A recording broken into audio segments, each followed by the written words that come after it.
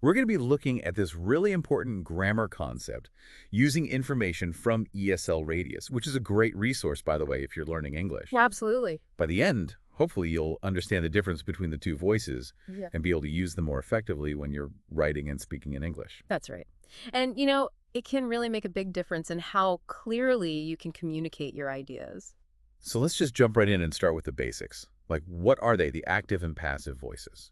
Okay, so imagine like a really simple sentence, something like, the chef baked a delicious cake. Okay. Now, the subject of that sentence, right, the chef, he's actively doing something. He's performing the action of baking, right? Right. That's active voice. The subject is the one who is doing the action. Okay, that makes sense. Like the structure of the sentence, you can see exactly who's doing what. Exactly. So how is that different from the passive voice? Okay, so in the passive voice, we're going to shift the focus. Instead of focusing on the doer, we're going to focus on the receiver of the action. Okay. So you could say something like, a delicious cake was baked. Okay. And in this case, see, the cake, which was the object in that first sentence, Yeah. it's now become the subject of the sentence, Yeah. but we don't know who baked it. Yeah, I see. So it still makes sense. You still know that somebody baked a cake, Yeah, but you don't know who actually did it. exactly, exactly. And that's really the key difference between these two. The active voice is going to tell you who's doing what. And the passive voice often just doesn't even tell you who did the action, especially if it's not important or if everybody already knows. Okay, that's interesting. Now, I remember reading on ESL Radius that, generally speaking, English prefers the active voice. Mm-hmm. Why is that? It's interesting because active sentences tend to be just much shorter and more to the point, right? They're clearer, easier to understand. When you read an active sentence, you know exactly like what's happening, who did it, what happened. Everything's there. Yeah. So like think about this. The cat chased the mouse. Right. That's very clear, very simple. But if you say the mouse was chased by the cat, Right. it's still correct English, but it's just not as clear. It's not as strong. It's not as engaging. Yeah, no, it's a good point. The active sentence definitely feels more natural. Yeah. Like you're actually picturing the cat doing the chasing. Right. It Yeah. puts more emphasis on the cat. Exactly, exactly. And you know what else? When you write an active voice, because the sentences are generally a little shorter, it makes your writing have a bigger impact. It's like bam, bam, bam. Each sentence is powerful. It's not all this wordiness, right? So if active is generally clearer, more concise, is there ever a reason why you'd use passive voice? That's a great question. And this is where it gets really interesting. Because while the active voice is usually the best choice, there are absolutely times when the passive voice is actually more effective, even more appropriate. Okay. So, for example, imagine the sentence, my bicycle was stolen last night. Okay. We don't know who stole it, Right. right? So in that case, it makes sense to use the passive voice. Or another example could be something like, millions of tons of plastic are dumped into the ocean every year. Now, it doesn't really matter who's dumping the plastic, right? The focus is on this terrible thing that's happening to the ocean. I see. So in those cases, using the passive voice kind of helps to emphasize the action itself, or like what's happening as a result of the action. It's like a different focus. Exactly, exactly. It's a subtle shift, but it can make a big difference in how the information is conveyed. And sometimes using the passive voice can actually make your writing sound more formal, more objective, which can be very useful, for example, if you're writing a scientific report or an academic paper, right? You want to sound very neutral and objective. Okay, so it seems like both active and passive have their own strengths and weaknesses. Mm-hmm. But how do you easily tell if a sentence is in the passive voice? Like, are there any clues you can look for? Oh, yeah, absolutely. Absolutely.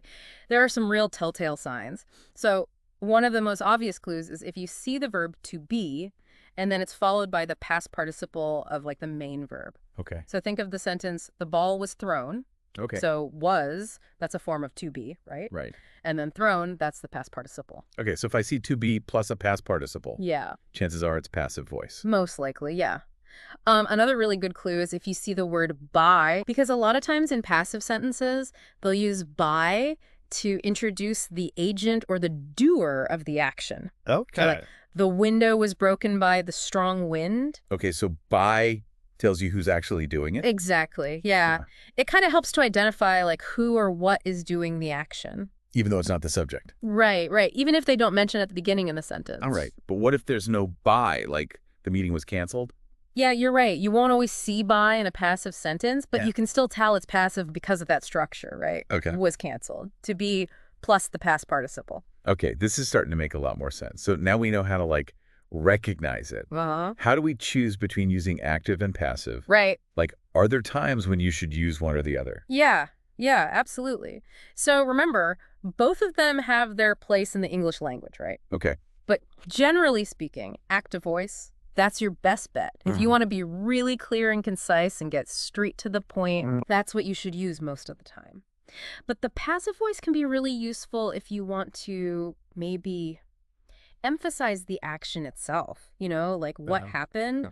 or like we were talking about before, if we don't know who did the action, or it's not really important. Okay. So it really depends on the situation. Yeah. So, like, when I'm writing, I should think about, like, what I want to emphasize. Yeah. And then, like, who's my audience? And if I want to sound direct and authoritative, I should probably stick with the active voice. Yeah, exactly. But like you said, if I want to focus more on the action itself or sound a little bit more formal, Right. then I might choose the passive voice. Absolutely. Yeah.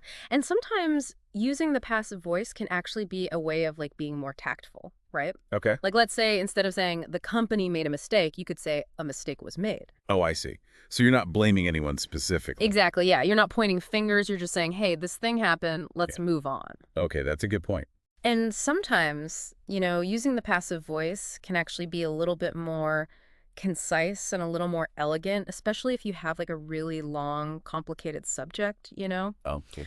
Like, for example, the decision was made by the board of directors after a lengthy discussion. Right. That sounds a lot better than the board of directors after a lengthy discussion made the decision. Yeah, that's a good point. It can definitely make your writing sound more polished, I guess. And so really, both active and passive voice, they both have a lot to offer, right? Right. And the more comfortable you get using both of them, Yeah. the better you're going to be able to communicate. Yeah, it's like having more tools in your toolbox. Exactly, yeah. You can pick the right tool for the job. And speaking of practice, I know ESL Radius has some good exercises and examples on their website. Oh, yeah, absolutely. And the more you practice, Yeah. the more confident you're going to become. So to recap, active voice focuses on who is doing the action. Passive voice focuses on the action itself, or maybe who's receiving that action. Yeah. And both of them have their own uses, And and they can be really effective, depending on, like what you're trying to say. exactly. It's all about context, right? Yeah. Like, what are you trying to communicate? What's the message? And remember, becoming fluent in English, it takes time Oh, yeah. and effort. And, don't be afraid to make mistakes. Exactly. That's how we learn. Yeah, and ask questions. Yeah, absolutely. The more questions you ask, the more you're going to understand. So before we wrap up, any final thoughts on active versus passive voice? I think the main thing is, don't get too hung up on it, right? Right. It's not about being perfect. It's about understanding these concepts Yeah, and then using them to your advantage. right. And it's something that you'll get better at over time. Just remember that mastering active and passive voice is an ongoing journey. Absolutely. It's like any skill. The more you practice, the better you become. And the best part is you can practice this every single time you write or speak English. That's so true. It's like a built-in opportunity for improvement. Exactly. Yeah. So, pay attention to the way that sentences are structured, in the books that you read, the articles you browse online, even just like conversations that you have. Right. And see if you can, figure out if they're using active or passive voice and think about why the writer or the speaker might have made that choice. That's a great tip. It's like turning everyday life into an English grammar lesson. Exactly, yeah. And as you become more aware of these choices, you'll start to make them more consciously in your own communication. And you'll really start to develop, a much deeper understanding of how language works and how to use it effectively to express your ideas. I'm really excited for our listeners to start putting this knowledge into practice. Yeah, me too. It's amazing how a little bit of grammar can make such a big difference in how clearly and how confidently we communicate. Yeah, I couldn't agree more. And remember, if you're ever feeling stuck or unsure about anything, Yeah. ESL Radius, that's a fantastic resource for more information.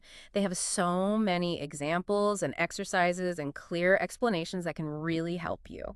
That's right. So keep practicing, keep experimenting, and most importantly, keep learning. And have fun with it, right? Yeah. I mean, language is a powerful tool. Right. And the more you understand it, the more you can achieve with it. Well said. Well, that's all the time we have for today's deep dive into active and passive voice. Yeah. We hope you enjoyed this exploration Yeah. and that you feel more confident, more empowered to use these grammar concepts to improve your communication in English. Thanks for joining us. Until next time, happy learning.